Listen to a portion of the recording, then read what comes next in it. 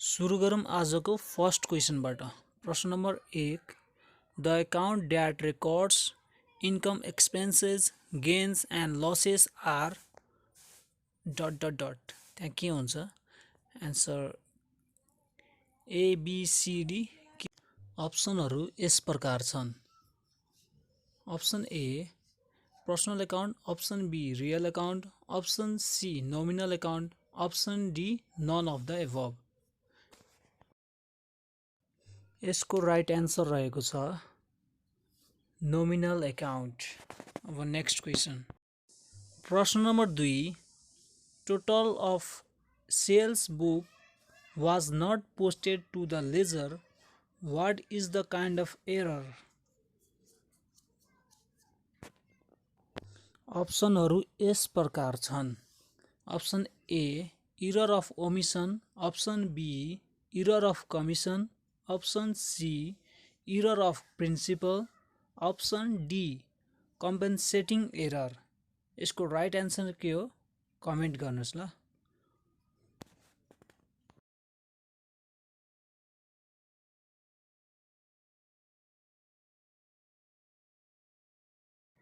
प्रश्न नम्बर 2 को एन्सर रहेको छ error of ओमिसन।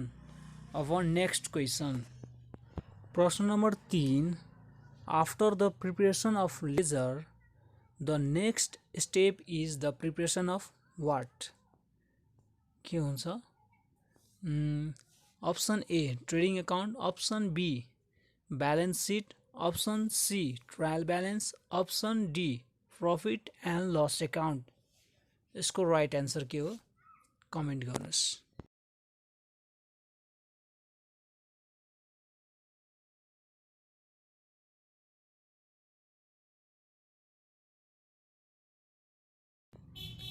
After the preparation of ledger, the next step is the preparation of trial balance. Our next question.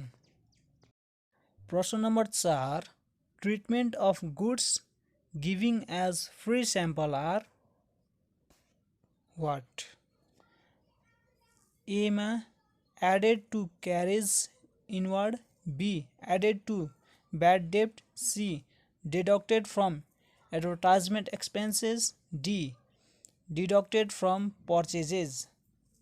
यसको के हुन्छ राइट एन्सर कमेन्ट गर्नु।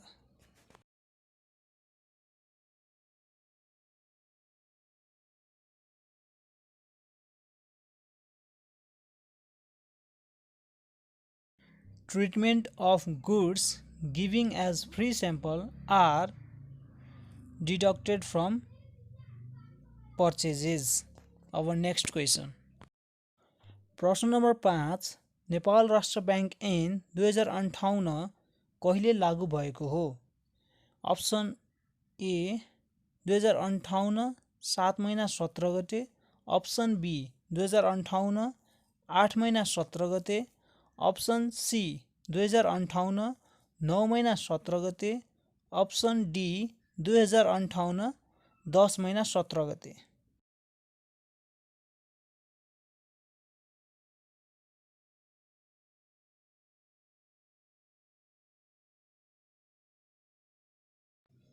नेपाल राष्ट्र ब्याङ्क ऐन 2058 कहिले लागू भएको हो? 2058 10 महिना 17 गते लागू भएको हो। अब नेक्स्ट क्वेसन।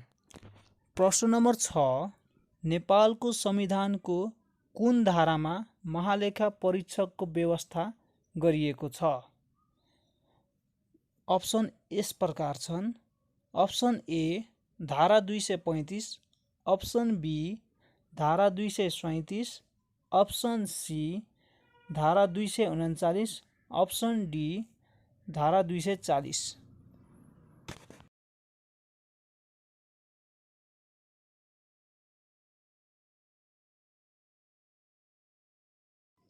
नेपालको संविधानको कुन धारामा महालेखा परीक्षकको व्यवस्था गरिएको छ?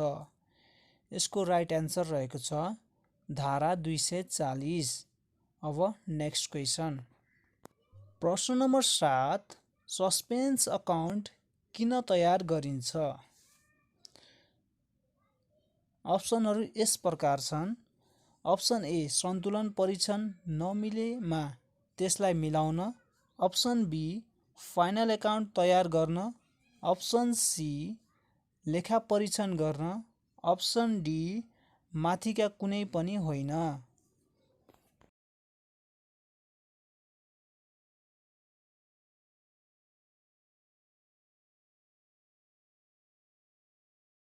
सस्पेन्स अकाउन्ट किन तयार गरिन्छ? यसको राइट एन्सर रहेको छ अप्सन ए सन्तुलन परीक्षण नमिलेमा त्यसलाई मिलाउन। अब नेक्स्ट क्वेसन। प्रश्न नम्बर 8 कपिराइट्स कस्तो प्रकारको सम्पत्ति हो? अप्सनहरू यस प्रकार छन्। Option A fixed assets. Option B current assets. Option C fictitious assets. Option D intangible assets.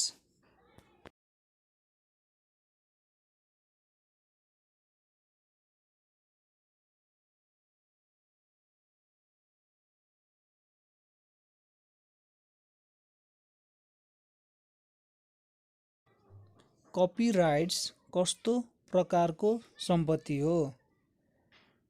यसको राइट एन्सर रहेको छ अप्सन डी इन्टेन्जिबल एसेट्स। अब प्रश्न नम्बर 9 नेपाल राष्ट्र ब्याङ्क ऐन 2058 अनुसार कति दफामा गभर्नरको काम, कर्तव्य र अधिकारको व्यवस्था गरिएको छ? अप्सनहरू यस प्रकार छन्। अप्सन ए दफा 20। अप्सन बी दफा 25। अप्सन सी दफा 30। अप्सन डी दफा 31। नेपाल राष्ट्र ब्याङ्क ऐन 2058 अनुसार कति दफामा गभर्नरको काम, कर्तव्य र अधिकारको व्यवस्था गरिएको छ? यसको राइट एन्सर रहेको छ सी दफा 30। अब नेक्स्ट क्वेसन। प्रश्न नम्बर 10 नेपाल राष्ट्र ब्याङ्कको लेखा परीक्षण कसले गर्छ? अप्सनहरू यस प्रकार छन्। अप्सन ए महालेखा परीक्षक। अप्सन बी स्वतन्त्र लेखा परीक्षक। अप्सन सी कोष तथा लेखा नियन्त्रणको कार्यालय। अप्सन डी ब्याङ्कको कुनै कर्मचारी।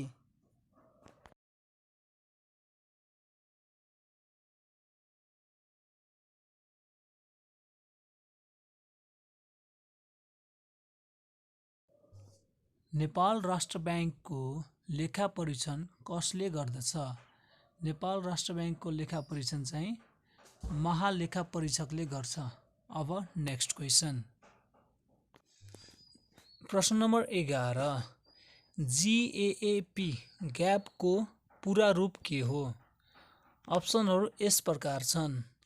Option A generally accepted auditing principle. Option B globally accepted accounting principle. Option C generally accepted accounting principles. Option D globally accepted auditing principles.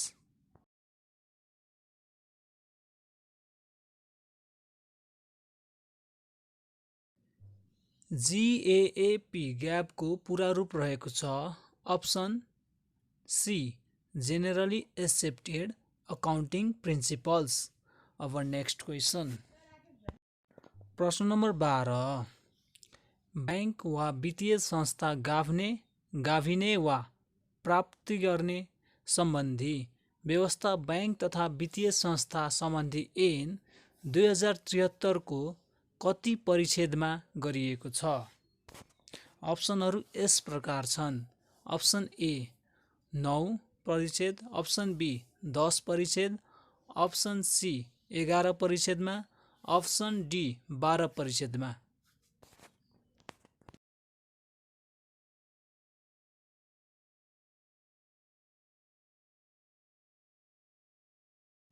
यसको राइट एन्सर रहेको छ अप्सन बी 10 परिच्छेदमा। अब नेक्स्ट क्वेसन। प्रश्न number 13 VAT लागू गर्ने पहिलो shark राष्ट्र कुन हो? अप्सनहरू यस प्रकार छन्: A Nepal, B Bharat, C Bhutan, D Pakistan.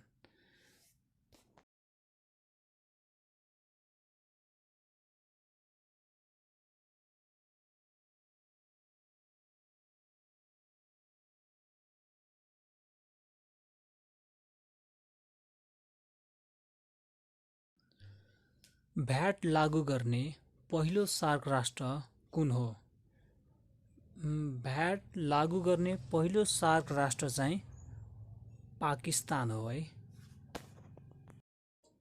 अब नेक्स्ट क्वेसन, प्रश्न नम्बर 14, सोहराय पर्व कुन जातिले मनाउने पर्व हो? अप्सनहरू यस प्रकार छन्: option A Rajbanshi, option B Tharu, option C Thakali, option D Satar. Sohrai पर्व कुन जातिले मनाउने पर्व हो?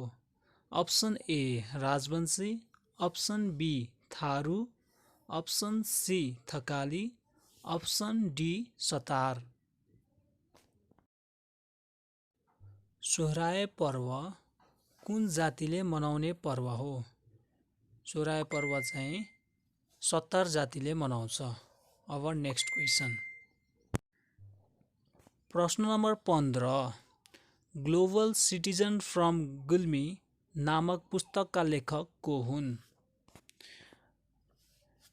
अप्सनहरू यस प्रकार छन्: अप्सन ए सुभाष घिसिङ, option B Kulchandra Gautam, option C Madanmani Dixit, option D Gopal Parajuli.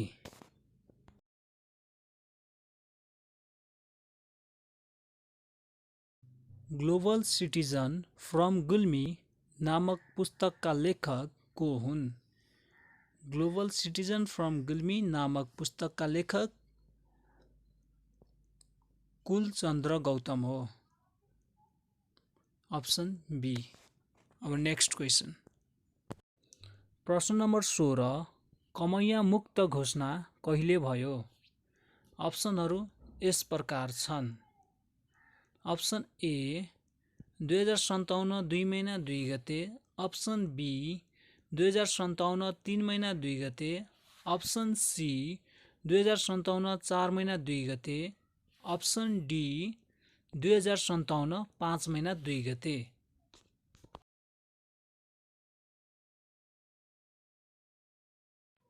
कमैया मुक्त घोषणा कहिले भयो?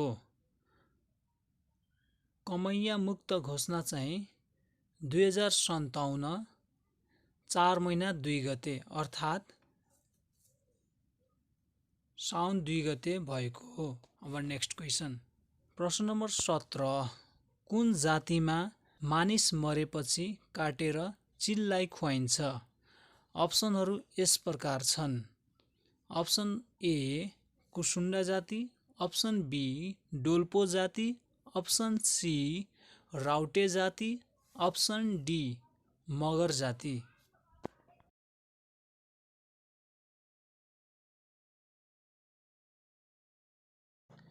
कुन जातिमा मानिस मरेपछि काटेर चिललाई खुवाइन्छ? कुन जातिमा मानिस मरेपछि काटेर चिललाई खुवाइन्छ? यो चाहिँ डोल्पो जातिमा चाहिँ मानिस मरेपछि काटेर चिललाई खुवाइन्छ। अब नेक्स्ट क्वेसन, प्रश्न नम्बर 18, तामाङ सङ्ग्रहालय कहाँ रहेको छ? कुन जिल्लामा रहेको छ? प्रश्न नम्बर 18, तामाङ सङ्ग्रहालय कहाँ रहेको छ? कुन जिल्लामा? तामाङ सङ्ग्रहालय कहाँ रहेको छ?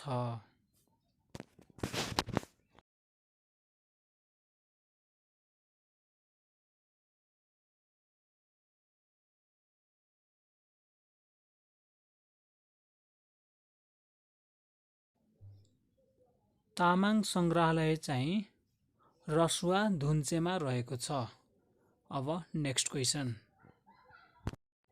प्रश्न नम्बर 19, पहिलोपल्ट इन्टरनेट ब्याङ्किङ सुरु गर्ने ब्याङ्क कुन हो?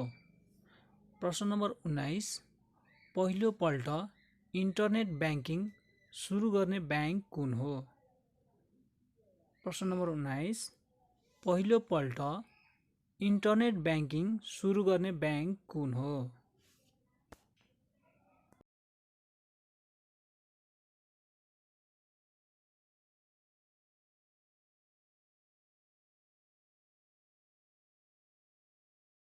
प्रश्न नम्बर 19, पहिलोपल्ट इन्टरनेट ब्याङ्किङ सुरु गर्ने ब्याङ्क कुन हो? यसको राइट एन्सर चाहिँ कुमारी ब्याङ्क हो। अब नेक्स्ट क्वेसन।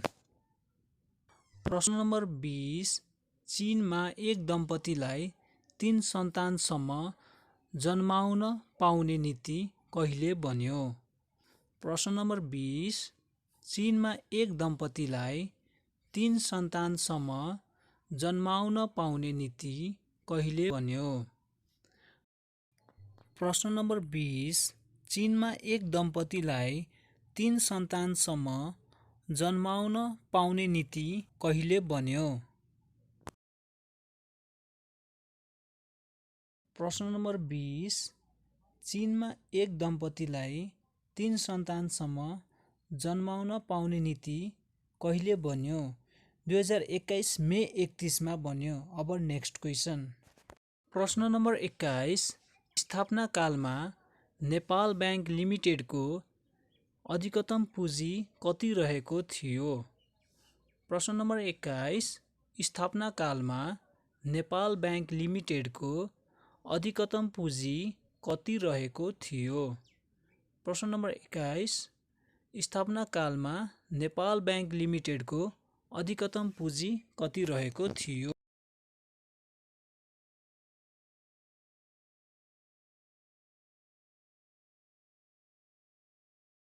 प्रश्न नम्बर 21, स्थापना कालमा नेपाल ब्याङ्क लिमिटेडको अधिकतम पुँजी कति रहेको थियो? नेपाल ब्याङ्क लिमिटेडको अधिकतम पुँजी चाहिँ 1 करोड रहेको थियो। अब नेक्स्ट क्वेसन। प्रश्न नम्बर 22, रातो मच्छिन्द्रनाथको जात्रा चलाउने राजा को हुन्? प्रश्न नम्बर 22, रातो मच्छिन्द्रनाथको जात्रा चलाउने राजा को हुन्? प्रश्न नम्बर 22, रातो मच्छिन्द्रनाथको जात्रा चलाउने राजा को हुन्?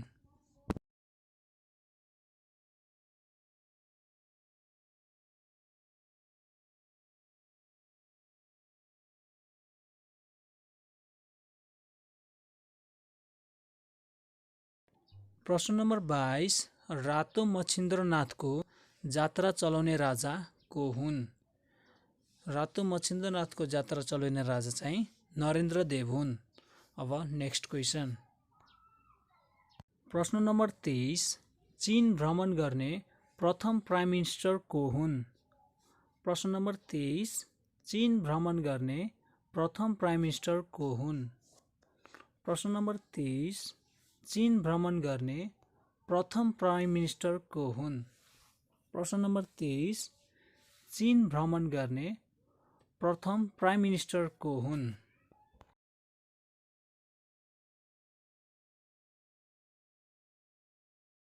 प्रश्न नम्बर 23, चीन भ्रमण गर्ने प्रथम प्राइम मिनिस्टर को हुन्?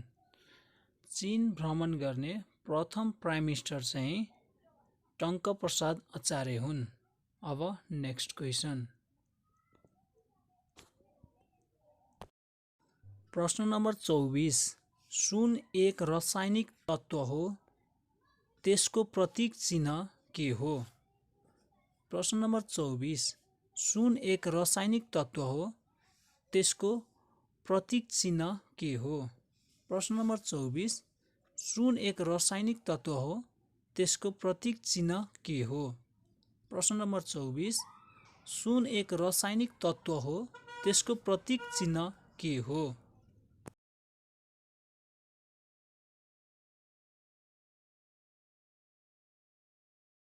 सुन एक रासायनिक तत्त्व हो, त्यसको प्रतीक चिन्ह चाहिँ औरम हो, AU। प्रतीक चिन्ह चाहिँ AU हो। अब नेक्स्ट क्वेसन, प्रश्न नम्बर 25 आजको लास्ट क्वेसन। प्रश्न नम्बर 25, what is the boiling point of gold?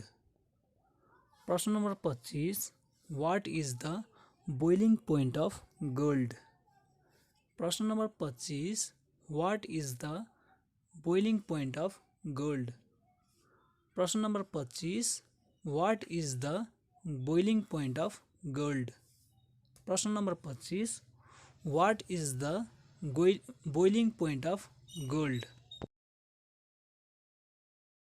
प्रश्न नम्बर 25, what is the boiling point of gold? Boiling point of gold चाहिँ 2700 डिग्री सेल्सियस रहेको छ। हस्त, धन्यवाद।